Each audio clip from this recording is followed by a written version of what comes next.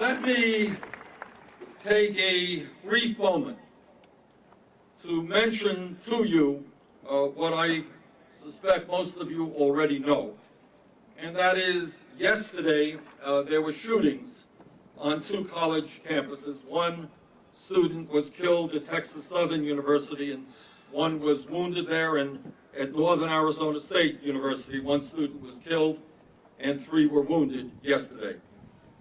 Our condolences, of course, go out to the families of the 2 people who lost their lives, and our hopes and prayers go out for a full recovery to those who were wounded.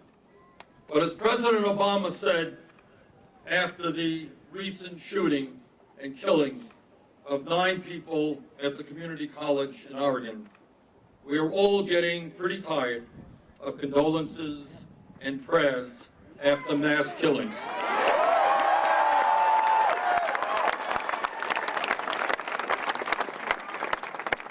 We have a hard time understanding how people can walk on a campus or into a schoolroom or into a movie theater and take out a gun and kill and kill and kill. Condolences and prayers are not enough. We have got to do something meaningful to address this crisis.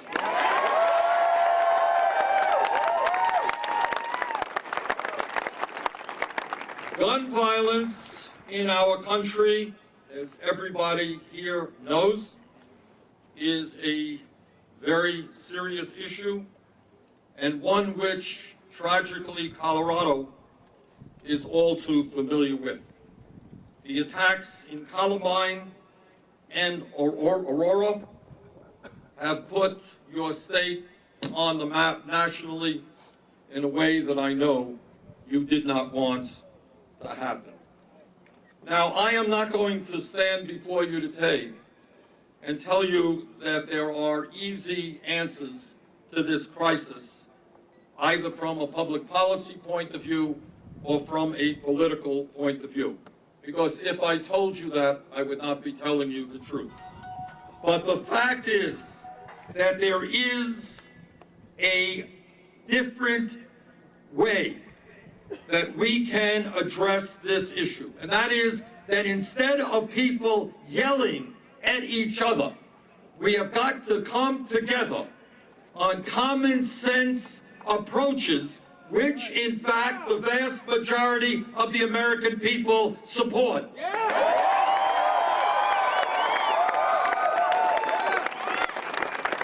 And that is the good news.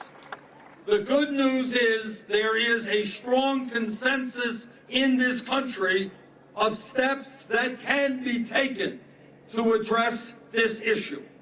The American people in large numbers believe that we should improve and expand our background check system.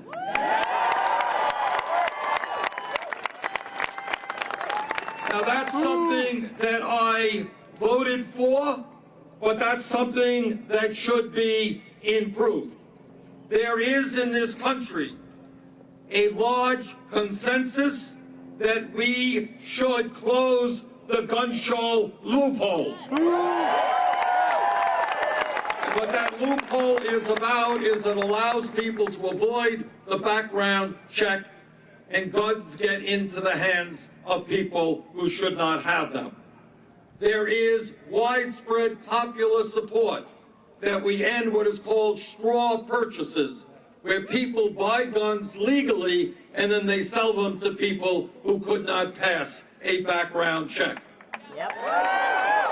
And there is widespread support to ban semi-automatic assault weapons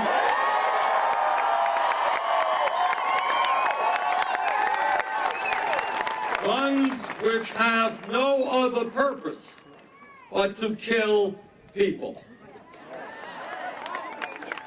So there is, and I'm not going to tell you that everybody in America agrees with every one of these ideas, but what I will tell you is that poll after poll tells us that gun owners and non-gun owners believe in common sense approaches which make sure that we keep guns out of the hands of people who should not have those guns.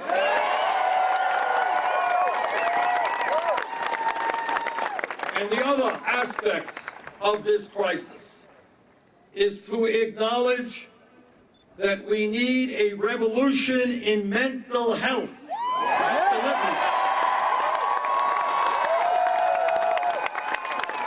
You know, if somebody, God forbid, gets into an automobile accident and they get injured, the ambulance comes and takes them to what is almost always very good emergency care. We have great emergency rooms all over this country. And people's lives get saved by very skilled practitioners. But yet the truth is that in America today, sadly, but truly, there are thousands of people walking the streets in Vermont, Colorado, who are suicidal and have homicidal thoughts.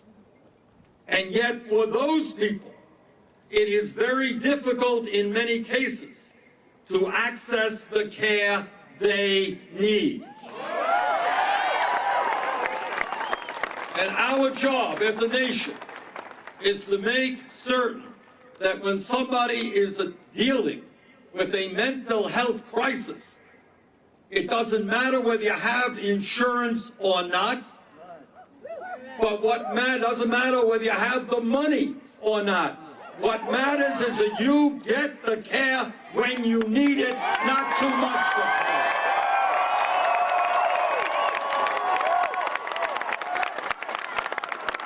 Now, if we do all of those things, you're not going to solve every shooting in America. But I think it will take us a significant step forward, and that is what we should be doing.